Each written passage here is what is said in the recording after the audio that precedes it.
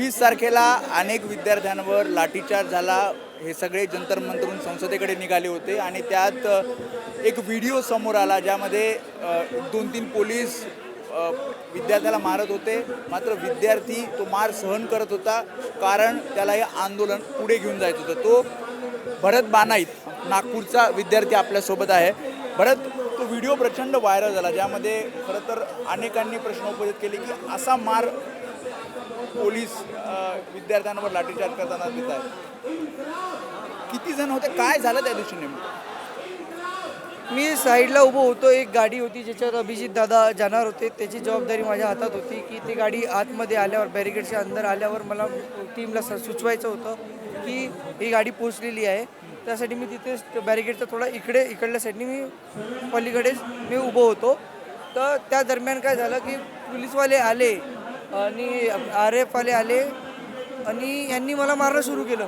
किती जण होते आजूबाजूला? 2-3 जण दिसले त्या व्हिडिओमध्ये. 2-3 नाही, ते होते 10-12 जण पहिले अगोदर. त्यातून 5 जण मला अगोदर मारत होते आणि मला मारत होते ते लोक. आणि मारलं तर मग मला असं वाटलं की आता हे लोक मला बिनफुकट मारून राहिले. तर एक काम करा, मारो सर, मार डालो. हे माझी भावना तिथं व्यक्त झाली की मी मारून टाका ना साहेब, मी काही चुकीचं केलं नाही. अगर जर असेल तर तुम्ही व्हिज्युअल्स दाखवा की मी चुकीचं काही केलं असेल का. नाही तर असं चुकीचं केलं असतं एवढं. पोलिसांना काय सांगतो? तू काहीतरी बोलत होता त्या तो व्हिडिओ आम्ही बघितला ज्यामध्ये काठ्या मारत होते पण तू ऐकत नव्हता. तू त्यांना काहीतरी बोलत होता. माझ्या मनातून फक्त एकच भावना निघाली होती की मारो सर, मार डालो. कारण की मला असं वाटत होतं की आता हे लोक जे संविधानाला फॉलो करून नाही राहिले, मी इंडिव्हिज्युअली आपल्याला दिसून राहिलो की मी एकटा अलग उभा हो. मी कोणत्या मॉबसोबत उभा नाही हो. मॉब माझ्या तिकडे होता आणि मी एकटा उभा होतो, त्यांना दिसत होतं. आणि मी आपल्या फोनवर बोलत होतो की मला माहीत पण नाही का ते कधी आले.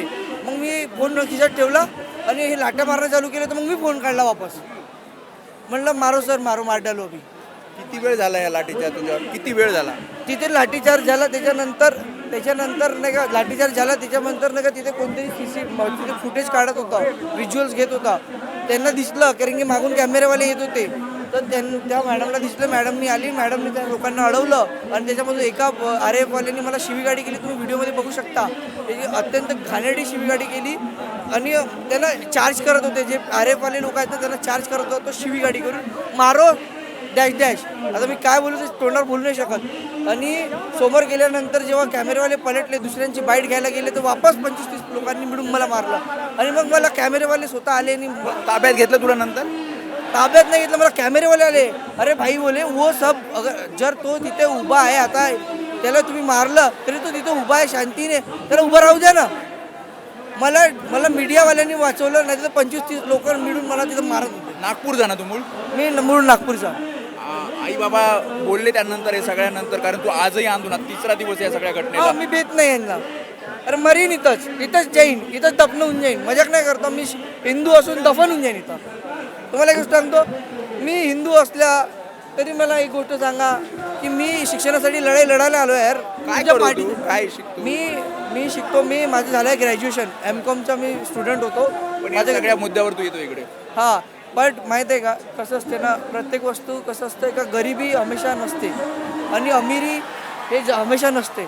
अमीर माणूस कधी गरीब होऊ शकतो कारण की महंगाई हा असा विषय आहे की ज्याच्यामुळे नाही का की अत्यंत महाग स्टडी जे आहे ना खूप महाग झालेली आहे. 15-20 हजार रुपये कमवणारा व्यक्ती 1.5-2 लाखाची फीज आपल्या शाळेची मुलांच्या कशी भरत असत? आता मला एक गोष्ट सांगा, कारण की गव्हर्नमेंट एज्युकेशन काही तेवढं राहिलं नाही. मी ज्या क्षेत्रातून येतो, नगरपंचायत बेसा बेलतोडी, तिथे 3 कमऱ्याची शाळा आहे. ठीक आहे, तर 3 कमऱ्याची शाळा असल्यामुळं तिथे एक टीचर आहे, ते सगळे सब्जेक्ट शिकवते आणि एकच टीचर नाही का पूर्ण वर्गाला शिकवते, 1ली 2री 3री 4थी.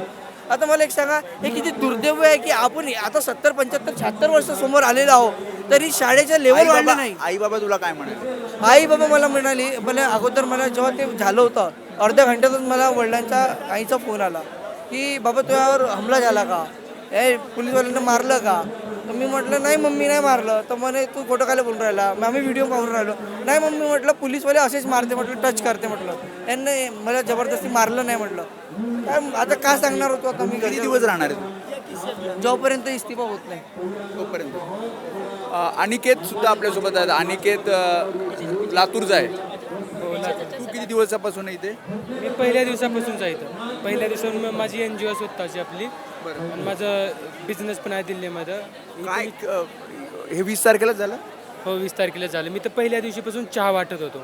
अच्छा, पहिल्या दिवशीपासून मी तर सगळ्यांना चहा द्यायचं जेवढे स्टुडंट इथं प्रदर्शन. व्हॉलेंटिअर म्हणून काम करतो. हो मी इथं चहा 3-4 दिवसाकडून माझ्या घरी पोलीस पण आले होते माझ्या ऑफिसवर. बरं. आले विचारले पैसे कोणते ते फंडिंग कुठून येते हे सगळं अभिजित भैयाला सांगितलं. त्यांनी प्रेस कॉन्फरन्स घेऊन ते सगळ्यांना सांगितले.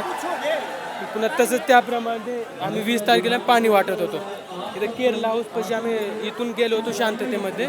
तिथं मोठे मोठे बॅरिकेड लावलेले होते. पोलिसांना सगळ्यांनी आम्ही रिक्वेस्ट केलं सर बॅरिकेड हटवा. त्यांनी हटवलं नाही म्हणून आम्ही खाली बसलो. खाली बसल्यानंतर आम्ही तिथंच धरणा देत होतो.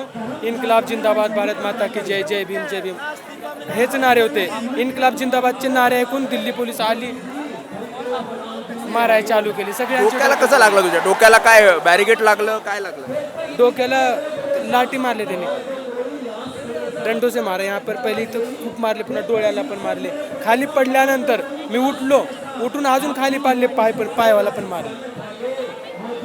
काय घरचे काय म्हणाले तुला? कारण तू या आंदोलनात आहे. घरचे काय म्हणतात आता?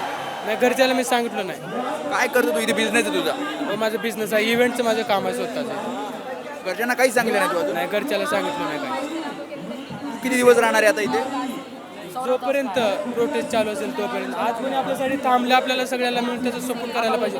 उद्या कोण थांबायची हिंमत करणारच नाही. म्हणून इथं मी आहो सगळ्याच्या इथं माग. मी कुठला एक्झाम द्यायला मी कुठला स्टुडंट नाव फक्त सपोर्ट कर. फक्त मी सपोर्ट करण्यासाठी. असे अनेक विद्यार्थी आहेत जे या सगळ्या पोलिसांच्या कारवाईमध्ये जखमी झाले, मात्र त्यांचा उत्साह अजिबात कमी झाला नाही. त्यांचं म्हणणं आहे की जरी मार आम्ही खाल्लेला असला, आम्हाला लाठीचार्ज केला, तरीसुद्धा आम्ही आंदोलनात शेवटपर्यंत आम्ही आंदोलनामध्ये या मुलांच्या पाठीशी राहू, या विद्यार्थ्यांच्या पाठीशी राहू आणि ज्या मागण्या मान्य होत नाहीत तोपर्यंत जंतर मंतर सोडणार नाही असा पवित्रा या सगळ्या विद्यार्थ्यांनी घेतलेला आहे. कॅमेरामॅन अरविंद वारगेसह मी वेदांत ने, ABP माझा, दिल्ली. ABP माझा, उघडा डोळे बघा नीट.